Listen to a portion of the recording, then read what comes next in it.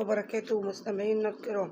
أتمنى من الله أن تكونوا في تمام الصحة والعافية.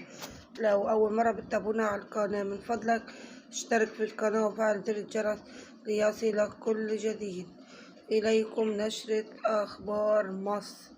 حوادث اليوم: محطة قضائية أخيرة لكروان مشاكل بعد حبسه 6 أشهر بقضية بث فيديوهات خادشة. نظر الاستئناف المتهمات بالاعتداء على الطالبة كارما اليوم. اعترافات متهم بابتزاز صاحب شركة في كرداسة هددت المجني عليه بنشر صور شقيقته. مصرع طفل غرقا بحمام سباحة في البردرشين. من النصب إلى غسيل الأموال، كيف أخفى 3 نصابين 130 مليون جنيه. مصرع شاب صدمته سيارة بطريق قرية أسكر في الصف. مصرع شخصين وإصابة 2 آخرين في حادث تصادم سيارتين بالمعادي. تجيء محاكمة المتهمين في قضية رشوة التمويل ل29 سبتمبر. سقوط مافيا استغلال الأطفال بالقاهرة و7 متهمين خلف القبضان. تأجيل محاكمة 9 متهمين. رفض استئناف مدير أعمال فندام وتأييد تغريمه 20,000 جنيه بتهمة التشهير. تغريم صاحب شركة إنتاج 20,000 جنيه لسب حسين الجسمي وإزعاجه عبر السوشيال ميديا. إصابة أشخاص بعقر كلب دار في المنوفية. مصرع طفلين غرقا بترعة في المنوفية. حالة المتهم بمحاولة تهريب بذور المرجونيا بالمطار للجنايات. الوجودة توجه الشكر لوزارة العدل بعد تجربتها في مكتب زواج الأجانب. إليكم التفاصيل. محطة قضائية أخيرة لكروان مشاكل بعد حبس 6 أشهر قضية بث فيديوهات خادشة.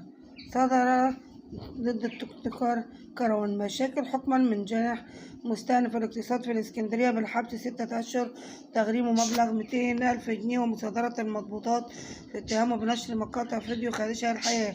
وتوجد فرصة أخيرة أمام المتهمين للطعن الحكم أمام المحكمة النقد خلال المدة القانونية والمقدرة ب60 يوم، وإلا يعتبر الحكم الصادر ضده نهائي بات لا يقبل الطعن. وكانت محكمة جنح الاقتصادية عاقبت كروان مشاكل بالحبس 1 سنة والغرامة بتهمة بث فيديوهات خادشة ليقوم المتهم بالاستئناف على الحكم ثم قبوله وتخفيف الحكم الحبس 6 أشهر والغرامة.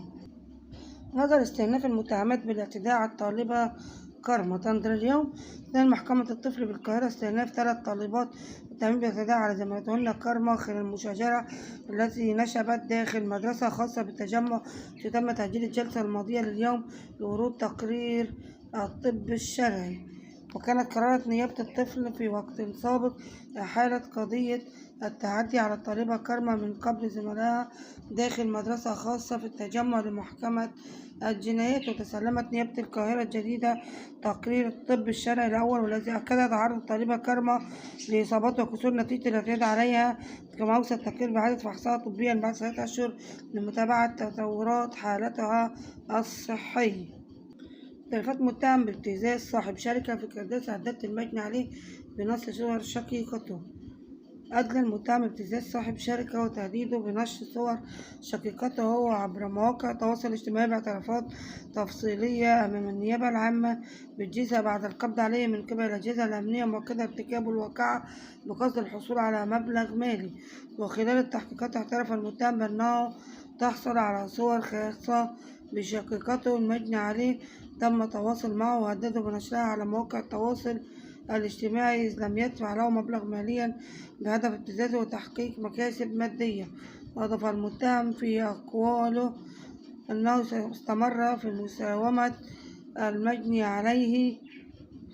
المجني عليه وقرر تهديده بنشر الصور لإجباره على الاستجابة لمطالبه إلى أن الأخير لجأ إلى الأجهزة الأمنية، حرر بلاغا بالواقعة ما أدى إلى كشف مخططه وضبطه. مصرع طفل غرقا بحمام سباحة في البدرشين.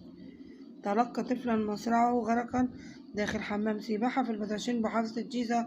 تم نقل الجثة إلى سلاية المستشفى والاستماع لأقوال الشهود عين، لكن الملابسات الحادثة وقت النيابة المختصة للتحقيق. تلقى مركز شرطة البدرشين بلاغا يفيد بغرق طفل داخل حمام سباحة بدائرة المركز. انتقل رجال المباحث إلى محل الواقعة لإجراء المعاينة والتحريات والاستماع لأقوال شهود العيان، وتم نقل الجثة إلى ثلاجة المستشفى، وتم استجواب مسؤولي حمام السباحة لكشف ملابسات الحادثة وفحص كاميرات المراقبة واتخاذ الإجراءات اللازمة وباشرت النيابة المختصة التحقيق. من النصب إلى غسيل الأموال، كيف أخفى 3 نصابين 130 مليون جنيه. 130 مليون جنيه.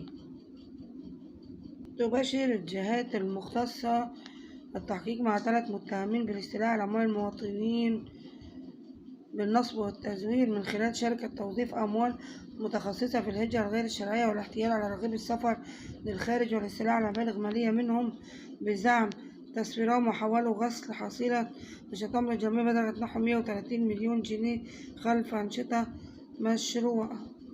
وتبين أن المتهمين زوروا نشاط توظيف الأموال وقاموا بمزاولة نشاط واسعة النطاق في مجال الجريمة المنظمة بتنظيم رحلات الهجرة غير الشرعية بين الشباب مختلف المحافظات من رغيب السفر للعمل بالدول الأوروبية بمقابل مادي، تسفيرهم بالطريقة غير الشرعية إلى دول أجنبية باستخدام تأشيرات لدول عربية وتذاكر سفر ذهاب وعودة، وحاولوا غسل حصيلة نشاطهم الإجرامي والتي بلغت نحو 130 مليون جنيه خلف أنشطة مشروعة كالسيارات والعقارات وغيرها. وكشفت عدة بلاغات عن قيام 3 أشخاص بالاستيلاء على مبالغ مالية من كل منهم عقب قيامهم بقدرتهم على مصرع شاب صدمته سيارة بطريقة قرية أسكر في السفر. لقى شاب مصرعه أثر صدمة بسيارته مسرعة بطريقة قرية أسكر التابعة لمركز الصف محافظة الجيزة أثناء محاولته مساعدة قائد سيارة تعطلت على جانب الطريق وتحرير المحضر بالواقعة.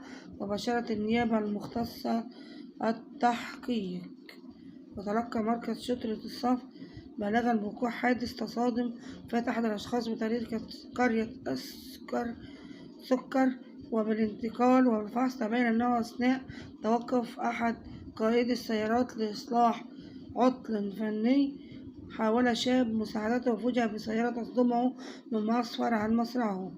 والاستماع لأقوال شهود العيان قال على الفور انتقلت سيارة الإسعاف لمكان الحادث وتم نقل جثة الشاب إلى المستشفى تحت تصرف النيابة العامة. استمع رجال المباحث لأقوال شهود عيان لكشف ملابسات الحادث. تم اتخاذ الإجراءات القانونية اللازمة تجاه قائد السيارة، تحرير محضر بالواقعة، وأحيل إلى النيابة المختصة بالتحقيق. مسرح شخصين وإصابة 2 آخرين في حادث تصادم سيارتين بالمعادي. لقى شخصين مصرعهم أصيب 2 آخرين أثر حادث تصادم سيارتين أعلى محور حسب الله الكفراوي في المعادي، وتم نقل المصابين للمستشفى ويتم رفع حطام الحادث من أعلى الطريق. وتلقت غرفة عمليات النجدة بلاغا من الخدمات المعينة بمحور حسب الله الكفراوي في المعادي بوجود مصابين، وعلى الفور انتقلت تجديدات الأمن تبين تصادم سيارتين وأسفر الحادث عن مسرح شخصين وإصابة 2. تم نقلهما للمستشفى لتلقي العلاج.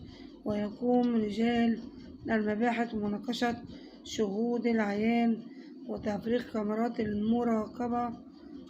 ويقوم رجال المباحث بمناقشة شهود العين وتفريغ كاميرات المراقبة للوقوف على ملابسات الواقعة.